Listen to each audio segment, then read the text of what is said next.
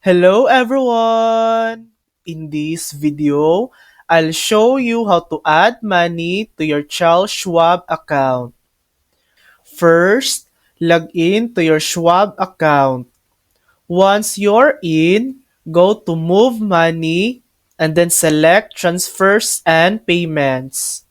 From there, choose Link an external bank account if you haven't already.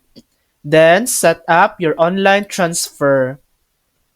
You can also send a wire transfer by getting the wire instructions from Schwab's website and giving them to your bank.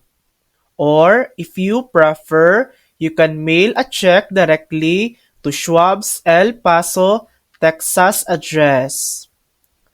And that's it. Once your transfer is processed, the funds will appear in your account and be ready for investing. Thanks for watching! If this video helped you, please like and subscribe for more helpful tutorials.